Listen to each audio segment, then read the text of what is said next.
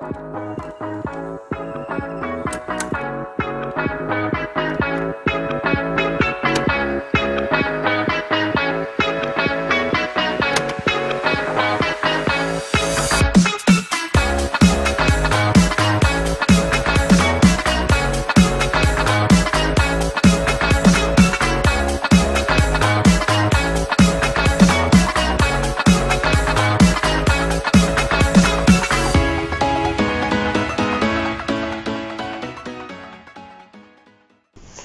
le cadre du 8 mars, Entre nous a décidé de donner la parole aux femmes pour fêter les droits de la femme. Aujourd'hui, nous avons le plaisir de recevoir Madame Kumba Bagayoko, qui est présidente de conciergerie Ziraba Prestige. Bonjour Kumba. Bonjour. Comment vas-tu? Ça va bien. Merci d'avoir accepté notre invitation. Merci. Alors, avant de te poser la question sur Ziraba Prestige, je vais te demander de te présenter un peu, de nous parler un peu de ton parcours. D'accord. Alors, je me nomme Kumba Bagayoko, je suis mère de famille de 6 enfants et donc je suis chargée d'affaires bancaires de profession. Je suis également dans l'associatif, je suis chef d'entreprise également. Donc voilà. Et sinon, je suis née en France, j'ai grandi en France. Ok, Kumba, tu viens de nous parler de Ziraba Prestige. Oui. Quoi consistent les activités de cette entreprise? Oui, donc la conciergerie Ziraba Prestige, la conciergerie de luxe plus exactement, qui est aujourd'hui une conciergerie qui accompagne nos personnalités publiques, les particuliers, les entreprises dans leur vie quotidienne. Tout ce qui concerne la logistique, l'organisation de voyages et autres.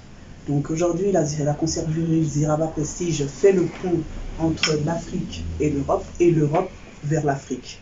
Aujourd'hui, nous accompagnons également la diaspora qui souhaite mener à bien leur projet sur le territoire africain. Ça ne s'arrête pas seulement sur un seul pays.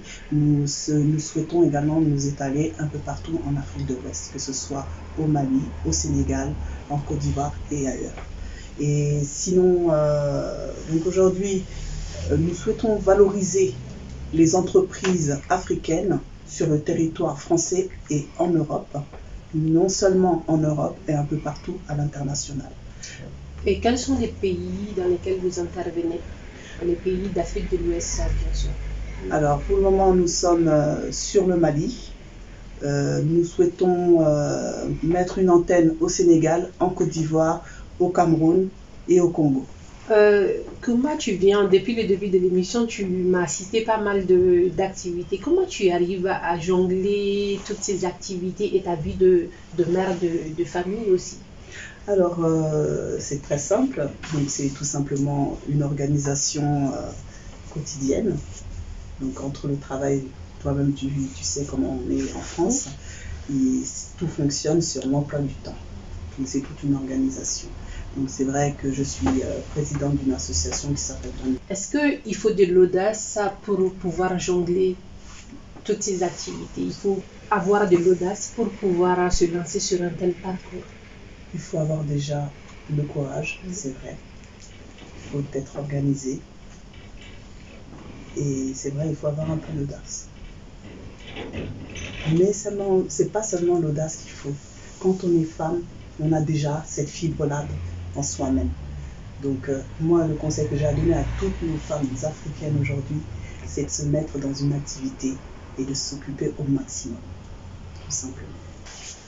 Est-ce que le fait de vouloir être une femme forte, indépendante et accomplie veut forcément dire casser toutes les barrières de notre société, la société africaine bien sûr? Alors, je vais vous dire quelque chose. Je vous confie mon petit secret. Mon petit secret est ma mère. C'est une femme fantastique qui a beaucoup de caractère, que je la surnomme Margaret Thatcher. Mais parfois, je l'appelle Colonel Kadhafi. Pourquoi? Pourquoi? C'est une femme qui a du courage, de l'audace, qui n'a pas froid aux yeux également, qui m'a enseigné beaucoup de choses aujourd'hui. Là où je suis aujourd'hui, je lui dis merci. Et sinon, aujourd'hui, nous avons besoin de femmes fortes en Afrique. Nous avons besoin de femmes qui ont de l'audace, et qui n'ont pas peur d'entreprendre. Je conseille à toutes les femmes d'entreprendre. Oui, tout à fait. Nous devons prendre exemple sur les femmes d'antan. Les femmes de l'Empire Mandingue, les femmes de l'Empire du Ghana. C'était des femmes fortes à l'époque. Aucune décision n'était prise sans elles. C'était le régime matriarcal. Et aujourd'hui, nous, femmes africaines, nous devons nous démarquer des hommes. Nous devons nous affirmer également, tout simplement.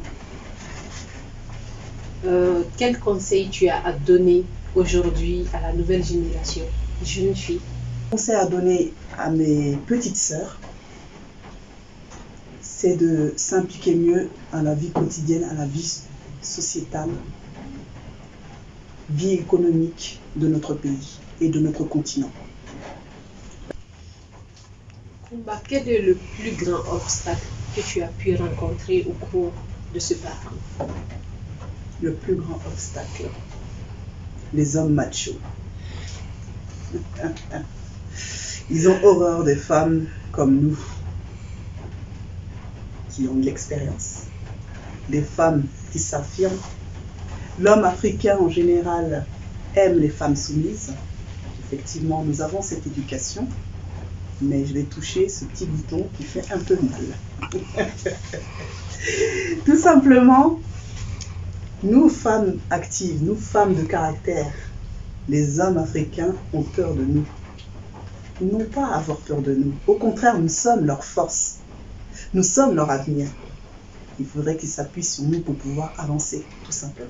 C'est ton petit message. Voilà, exactement. Kumba, on arrive dans la fin de cette émission.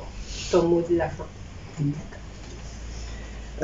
J'ai un petit conseil à donner à toutes nos petites sœurs, nos jeunes filles, nos jeunes femmes et les femmes en Afrique. N'ayez pas peur, ayez de l'audace. Engagez-vous pour le développement de votre pays et surtout entreprenez. Merci Kumba d'avoir accepté notre invitation. Je vous en prie. C'était tout pour Entre nous d'aujourd'hui. Merci de nous avoir suivis. À très bientôt.